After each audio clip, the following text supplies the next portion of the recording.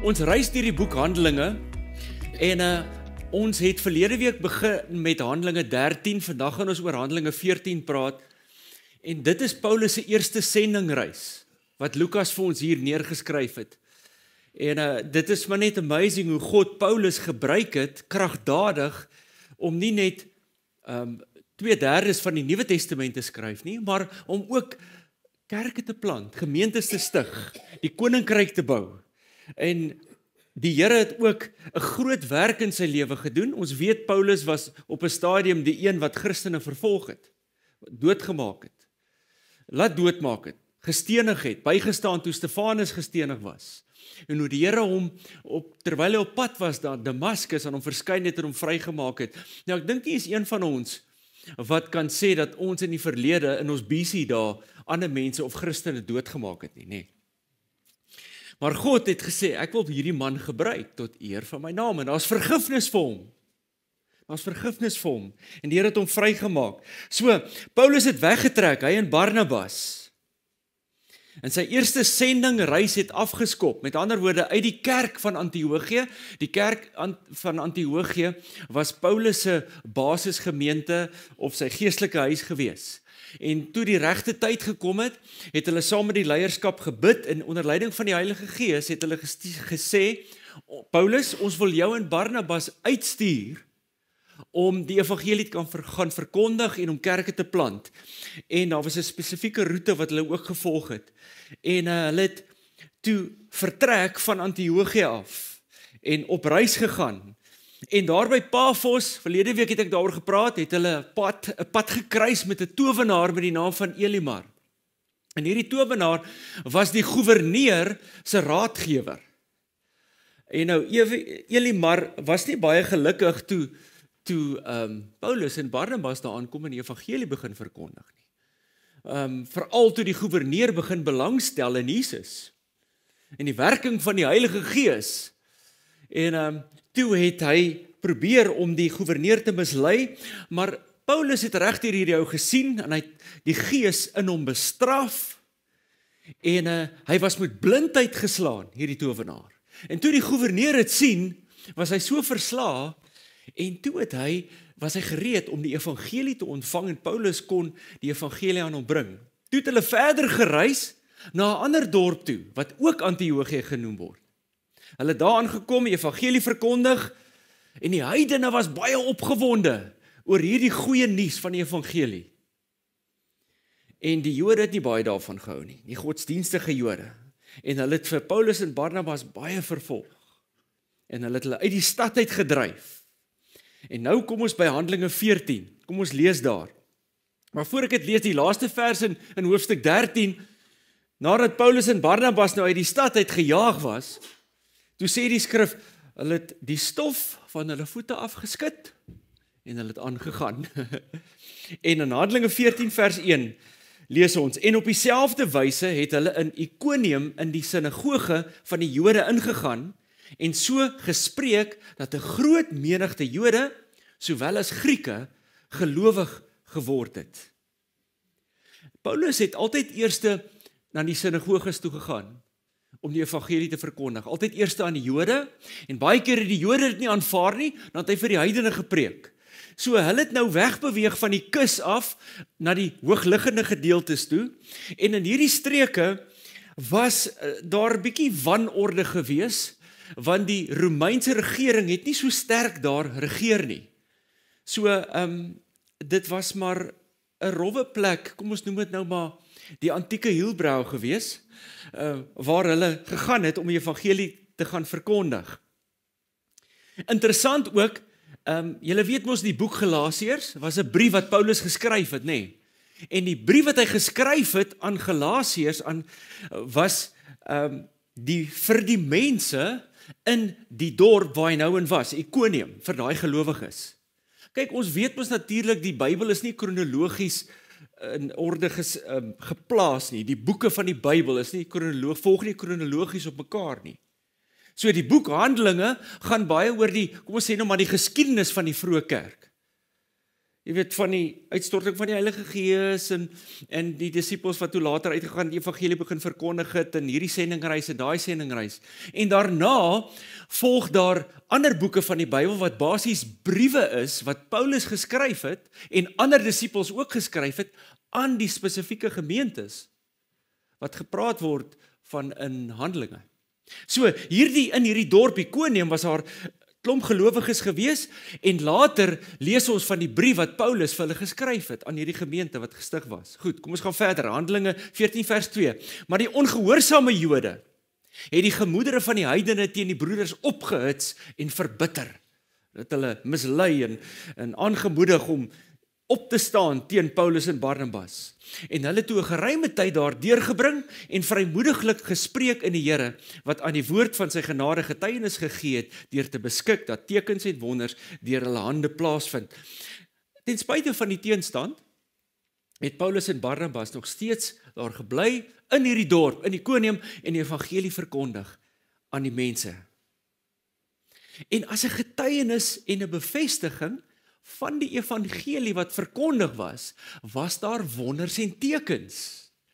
Het groot wonderwerke plaasgevind deur die apostels. Nou, dis belangrik om te besef en te sien hier wat die orde was. Die woord van God, die evangelie was verkondig. En as 'n bewys van hierdie woord, dat dit die woord van God is, dat dit die waarheid is, het wonders en tekens gevolg. Ook in die evangelie van Markus sien ons van wonders en tekens wat plaasgevind het, wat die woord van God bevestig het. Dit was 'n bewys dat die woord wat verkondig was, die waarheid was en God se woord was. En hoekom noem ek dit so? Want vandag sien ons baie maal, die trend is om die fokus op wonders en tekens te plaas. En mense doen dit, of predikers doen dit, geestelike evangeliste doen dit, want hulle weet dat wonders en tekens trek die skares. Trek baie mense, want mense hou mos van sensasie, en hierdie buitengewone dinge wat plaasvind. Het julle gehoor, by daai byeenkoms, loop die krepeles en die blindes sien, kom ons gaan. En die probleem met dit is, mense gaan vir die verkeerde redes. Dit gaan oor die ervaring en nie om Jesus te ontmoet nie. Wat jou lewe verander word nie. En ek dink, ons leer bietjie iets hier uit, en dit is dat die woord van God was eerste verkondig. Dit het gegaan op die woord van God, die fokus was geplaas op God se woord, die evangelieboodskap. En dan, as 'n bewys dat dit die waarheid was daar wonders en tekens, het wonders en tekens gevolg. Vers 4, en die menigte van die stad was verdeeld, en sommige het met die Jode en ander met die apostels saamgegaan. So sommige het gesê, nee, ons glo nie hierdie Christendom, hierdie sekte nie, ons volg nog steeds die Jode, die ou wette.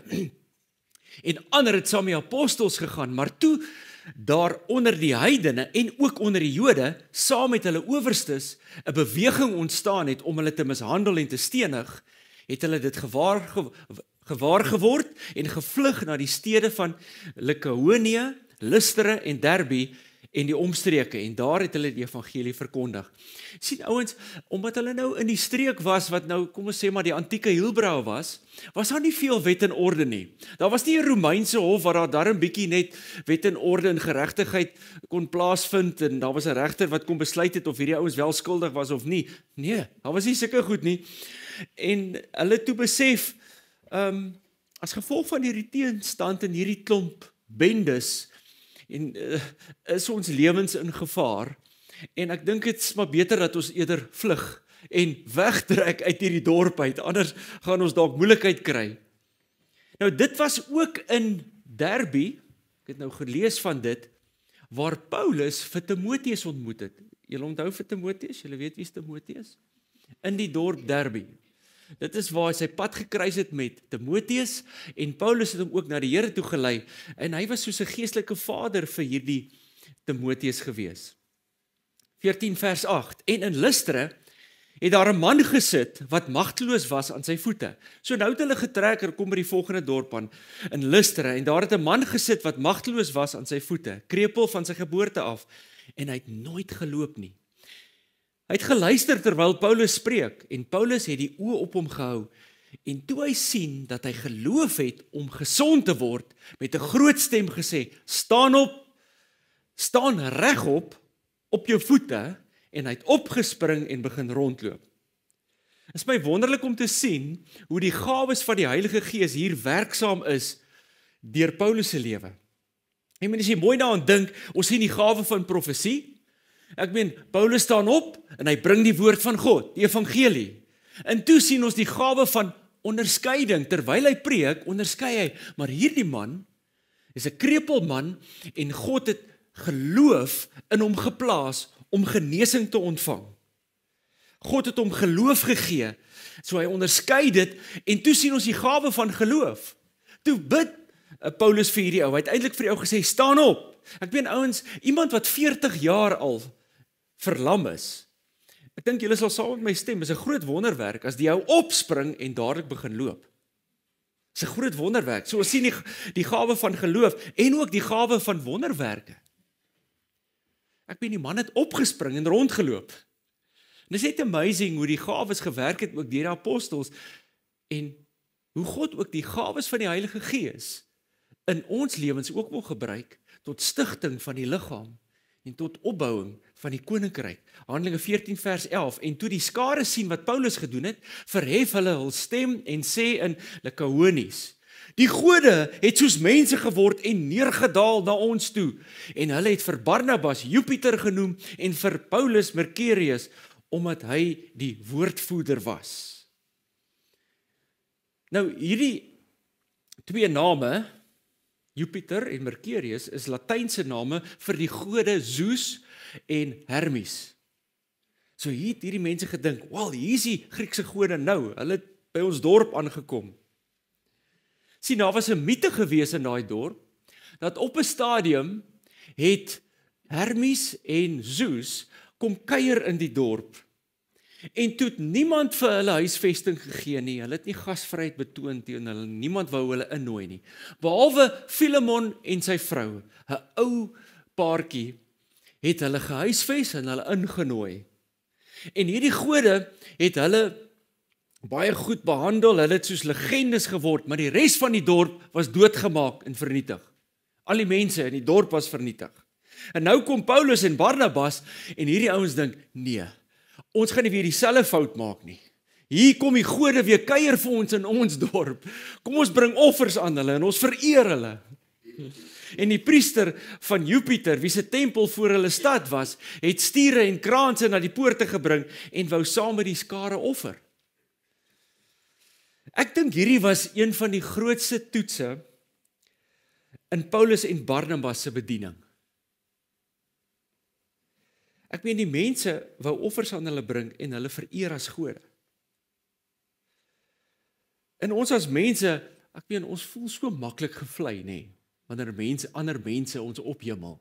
En ons sê ons is so wonderlik, want ons is net mense.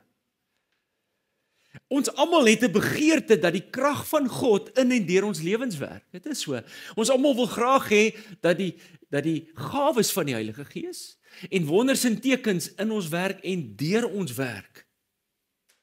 Maar die probleem is, het julle al opgelet, wanneer die gawes van die Heilige Gees sterk deur iemand werk, is ander mense geneig om so vinnig daai persoon op te hemel en te verhef en op 'n verhoogie te plaas. Het jy gehoor van daai ou?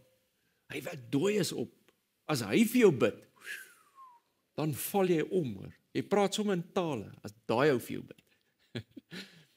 En mens kan so maklik die fokus op die mens plaas. En dis die probleem.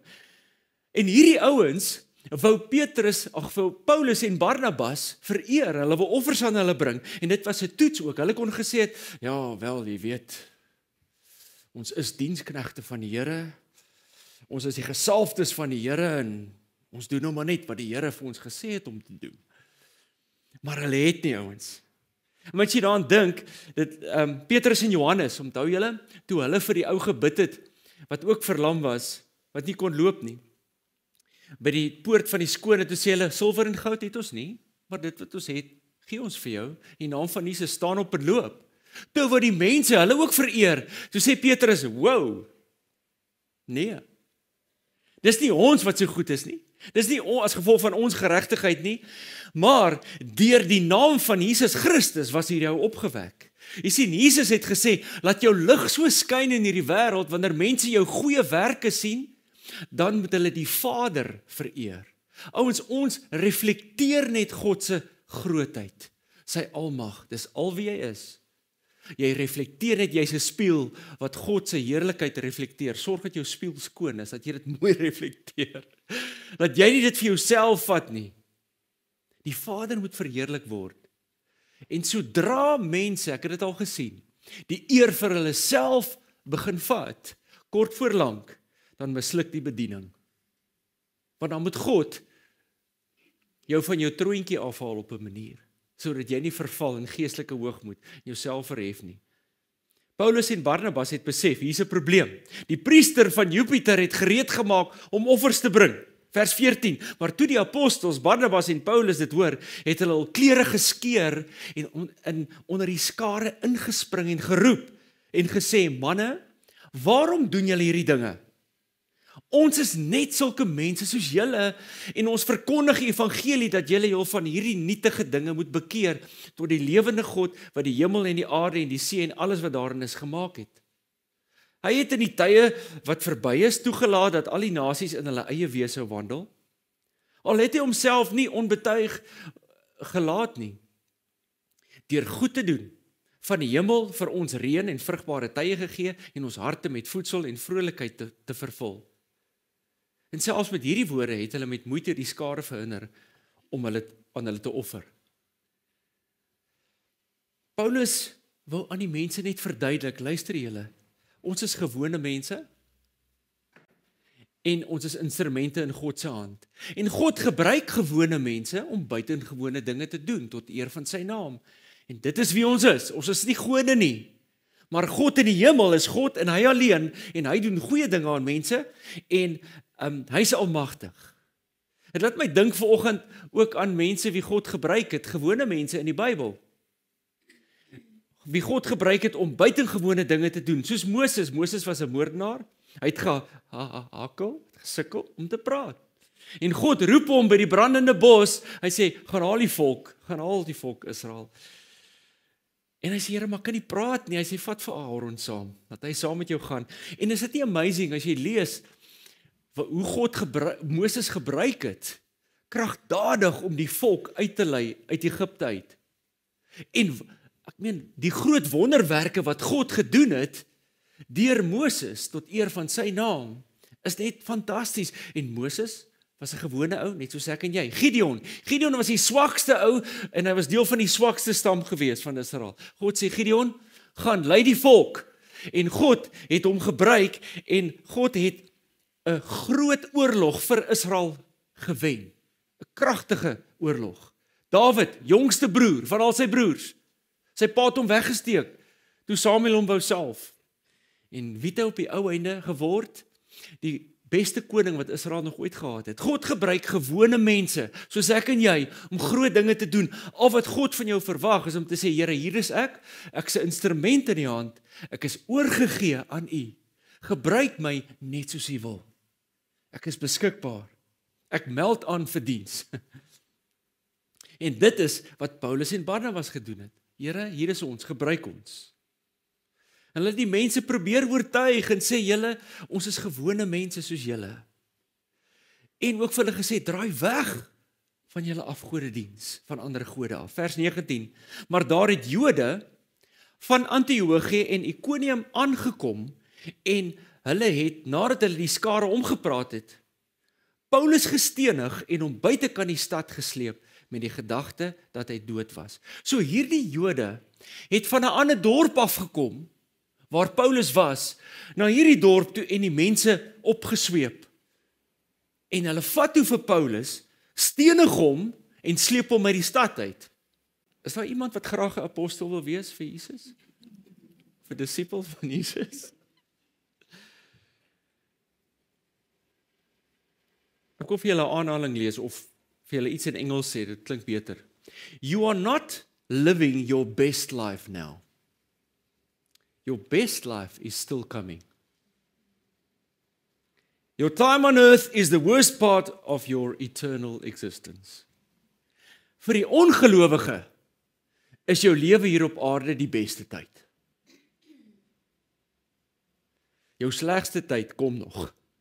Maar vir die gelowige is jou tyd hier op aarde die slegste tyd van jou ewige bestaan. As jy dit vergelyk met jou ewigheid. Met die ewigheid saam met jou Skepper, saam met God.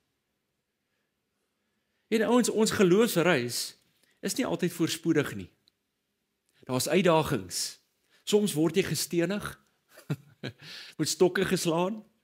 Prys die Here, ons het nie in daai tyd geleef nie. Daar is storms, daar's hartseer, teleurstellings en verdrukking met tye. Maar ek prys die Here dat hy gesê het, geestelik is ons verseël met die Heilige Gees. Christus is in ons is in hom. Niks kan ons uit sy hand uitruk nie, niks kan ons skei van sy liefde nie. Geestelik behoort ons aan God.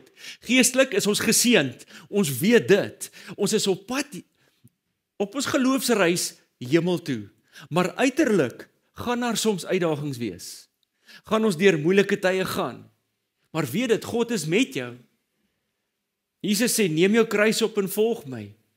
En dit is net vir my amazing, hoe wispelturig mense kan wees. Die Engelse woord is fickle.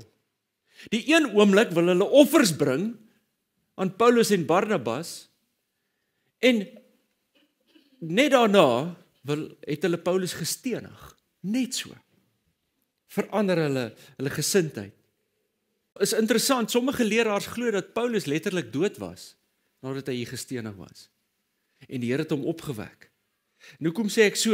Wel, Paulus het die brief aan die Korintiërs, 'n brief wat hy geskryf het, 14 jaar nadat hierdie insident gebeur het hy hierdie brief geskryf. En luister gou, wat skryf hy in Korintiërs? 2 Korintiërs 12. Hy praat van iets wat met hom gebeur het. Vers 2. Ek weet van 'n man in Christus, 14 jaar gelede. Of dit in die liggaam was, weet ek nie. Of buite die liggaam, weet ek nie. God weet dit, dat so iemand weggeruk is tot in die 3de hemel. En ek weet van so 'n man, of dit in die liggaam of buite die liggaam was, weet ek nie. God weet dit, dat hy weggeruk is in die paradys en onuitspreeklike woorde gehoor het, wat 'n mens nie mag uitspreek nie. So, die kans is sterk dat hy hier verwys, na toe hy gestenig was, en dat hy letterlik dood was en God het hom opgewek. Vers 20, kom ons gaan terug na Handelinge toe. Maar toe die disippels hom omring, so hier lê ou Paulus gestenig, uitgesleep uit die stad. Word hy wakker, hy staan op, en hy in die stad, hy het teruggegaan na die stad toe, en die volgende dag saam met Barnabas na Derbe vertrek. En nadat hulle aan daardie stad die evangelie verkondig het, en 'n aantal disippels gemaak het, het hulle teruggegaan na Lystra en Ikonium en Antiochië. En die siele van die disippels versterk en hulle vermaan om in die geloof te bly, deur te sê, ons moet deur baie verdrukkinge in die koninkryk van God ingaan. So Paulus, die volgende dag het hy weggegaan na 'n ander paar dorpe, maar op pad terug het hy weer na die dorp toe gegaan waar hy gestenig was. Kyk, daai man dit was vir hom belangriker om die gemeente te gaan bemoedig en stig as sy eie lewe. Paul found a cause much bigger than his life. And he was willing to follow that cause. Maak nie saak wat aangaan nie. Wat gebeur om hom nie. Dit was Paulus gewees. En hy het gegaan en hy het die gemeente daar gaan bemoedig en hy het verder gegaan. En vers 23, en hulle het in elke gemeente vir hulle ouderlinge gekies en hulle na gebed en vas opgedra aan die Here in wie hulle geglo het. So, daar was leiers aangestel. Daar was struktuur in die kerk. Hulle moes dit doen. Daar moes een of ander orde gewees het, want Paulus kan nie heeltyd daar wees nie. So hy het mense opgerig en leiers aangestel. Daar was 'n struktuur en so die gemeente aangegaan en gefunksioneer. En ek sluit af. Ek wil gou met julle 4 punte deel hiersom. En dit is, wat leer ons wanneer ons deur moeilike tye gaan? Want glo my, hierdie apostels, in vergelyking met ons lewe, is ons lewe soos 'n lang vakansie, nê. Die dinge wat hulle deurgegaan het, was verskriklik. Maar ek weet, vandag se dae is daar ook gebroke mense, mense wat deur baie moeilike tye gaan, en ons almal weet, soms gaan ons deur storms in ons lewens. Deur dinge wat nie lekker is vir ons nie. Ons lewens is ongemaklik. En wat leer ons deur moeilike tye? Eerste ding is lydsaamheid. Jakobus 1 vers 2, ag dit louter vreugde, my broeders, wanneer julle in allerlei versoekinge val, omdat julle weet dat die beproewing van julle geloof lydsaamheid bewerk. Jakobus sê, wees bly wanneer jy deur moeilike tye gaan. Wees bly daaroor, want die Here is besig om te werk. Sien, wanneer ons geloof getoets word, groei ons geduld. Pas op om te sê, Here, gee my asseblief geduld. Pas op vir daai gebed.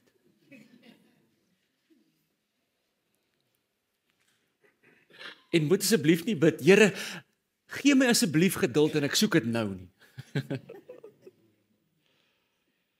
Want jy gaan getoets word en die Here gaan jou oefen in dit. Abraham moes 25 jaar wag vir Isak. 25 jaar. Die Here het vir hom gesê, jy gaan 'n seun hê. En eers na 25 jaar was hy gebore. So lydsaamheid leer ons wanneer ons deur moeilike tye gaan. Die volgende ding is deursettingsvermoë. Romeine 5 vers 3. En nie alleen dit nie, maar ons roem ook in die verdrukkinge. Omdat ons weet dat die verdrukking lydsaamheid werk. 'n ander woord is volharding. Volharding, deursettingsvermoë. En die lydsaamheid, beproefdheid. 'n ander vertaling sê vir beproefdheid Christelike karakter. So dis 'n proses, nê? Die een ding volg op die ander ding en ons word beter, ons groei as Christene. En die beproefdheid hoop. En die hoop beskaam nie, omdat die liefde van God in ons harte uitgestort is deur die Heilige Gees wat aan ons gegee is. Hoe langer ons volhard, hoe meer gaan ons sien hoe God se liefde in ons harte werk, in ons lewens werk. En dit gee ons hoop, nê? En dis die Heilige Gees wat dit doen. Die derde ding is perspektief. Wanneer ons deur moeilike tye gaan, kry ons weer 'n bietjie perspektief. Ten goeie, Romeine 8:18, want ek reken dat die lyding van die teenwoordige tyd nie opgeweeg kan word teen die heerlikheid wat aan ons geopenbaar sal word nie. Hy praat van wanneer ons in die hemel is. Sien ons, jou aardse bestaan is net 'n spikkeltjie op die tydlyn van jou ewige bestaan. Is 'n baie klein deeltjie. Partykeer dink ons dis alwaaroor dit gaan, net ons aardse bestaan. Maar wanneer ons deur moeilike tye gaan, dan besef ons hierdie is net tydelik, maar daar wag 'n ewige heerlikheid vir my. Dankie Here dat U my krag gee om deur hierdie seisoen te gaan. Jy sien, moeilike tye help jou ook om by 'n punt uit te kom wat jy sê, ag, dinge wat my in die verlede opgewerk het en kwaad gemaak het, maak my nie meer kwaad. Ek kan dit beter hanteer. Dit pla jou nie meer nie. Aardse dinge raak vir jou minder belangrik. Kyk, is goed om jou dinge op te pas, in jou goeders op te pas. Maar onthou net, dis net aardse dinge. Jy kan dit nie saam hemel toe vat nie. So papas, ontspan nou net bietjie oor jou kar. Jy weet, en die binnekant van jou kar. Ek weet, mens pas jou goed op, ek verstaan dit, ek het begrip vir dit. Maar moet nou nie dit oordoen nie. Dis aardse dinge. Wanneer ons deur moeilike tye gaan, dan besef ons dat die dringende dinge in ons lewens is nie die belangrike dinge nie. Moet dit nooit verkeerd omkry nie. Dan besef jy wat is eintlik belangrik. Hou die belangrike dinge. Fokus op dit wat belangrik is. En dit help ons ook om nie sommer net alles van selfsprekend te aanvaar nie, nê. Ons kry weer perspektief wanneer ons deur moeilike tye gaan. En dan die laaste ene, ons raak so bewus van God se teenwoordigheid. Wanneer ons deur moeilike tye gaan, is daar 'n verdieping in ons geestelike lewens. Ons dink baie keer na in daai tyd oor hoe afhanklik ons eintlik van God is, dat ons hom nodig het, dat ons nie sonder hom kan klaarkom nie. Ons beweeg nader aan God, nê? God het nog nooit sy posisie verander nie. Maar wanneer ons deur daai moeilike tyd gaan, en jy kom by 'n punt uit waar jy besef, al wat ek nou aan kan vashou, is net God, dan besef jy hoe nodig jy hom het. Sien, wanneer dit met ons goed gaan, dan in ons menslikheid vervlou ons goddelike ingesteldheid. Want jy het nie God regtig nodig nie, dit gaan te goed met my. My lewe is net 'n cruise. Ek het die Here nie regtig nodig nie. Wel, ons dink so. Totdat daar iets gebeur, wat jy besef, in my eie menslike vermoëns, gaan ek nie hierdie ding kan uitsorteer nie. Ek het 'n wonderwerk nodig. Dan besef ons gou, hoe belangrik God in ons lewens is, hoe afhanklik ons eintlik van hom is. En mag ons altyd dit besef, mag ons altyd daai ingesteldheid hê, dat God die middelpunt moet wees van ons lewens, en dat ons in alle opsigte altyd afhanklik moet wees van hom. Hy gee aan ons 'n belofte daar in Hebreërs 13 vers 5, en weet dit vandag, wanneer jy deur 'n moeilike tyd gaan, God sê, ek sal jou nooit begewe, en jou nooit verlaat nie. Hy is met jou. Hy is saam met jou. Jy is nie alleen nie. Hy gaan nie die probleem noodwendig net wegvat nie, maar hy gaan jou hand vat en saam met jou gaan hy deur die storm stap. Hy gaan jou die krag en die wysheid gee om dit te hanteer.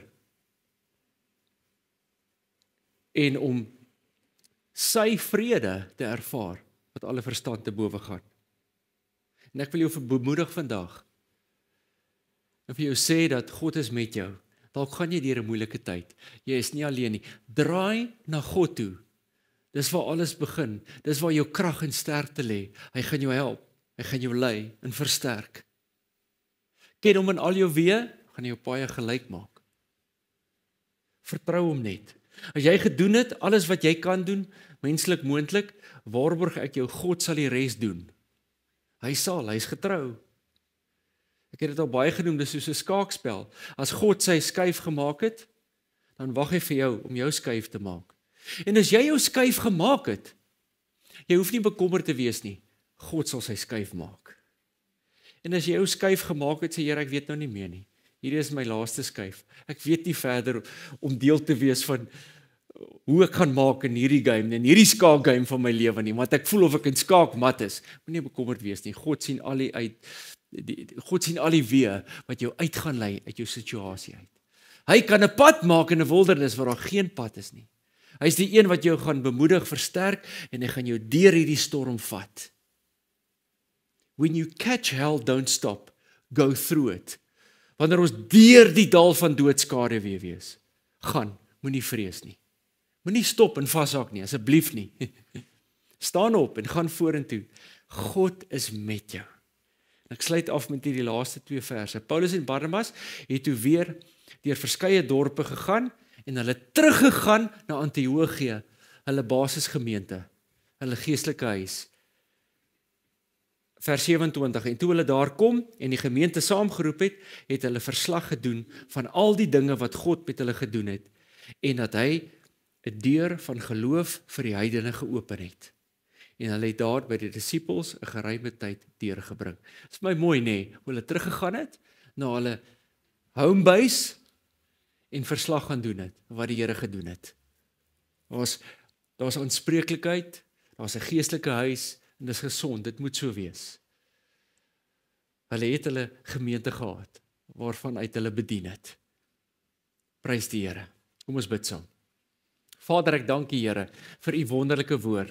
Dankie dat ons so baie leer uit die Bybel uit, en wanneer ons die stories lees van die apostels en die disippels, Here, hoe hulle gebruik het, en die uitdagings wat hulle deurgegaan het, Here, bemoedig en versterk dit ons. Want ons sien, Here, net soos U saam met hulle was, beloof U in die woord, U saam met ons ook sal wees, wanneer ons deur moeilike tye en storms gaan. En ek dank U, Here, dat U ons versterk en krag gee. En as U vanoggend iemand is, Here, wat deur 'n moeilike tyd gaan, weet ek, U is met hulle. U lei hulle deur die Gees, en U versterk hulle, Here.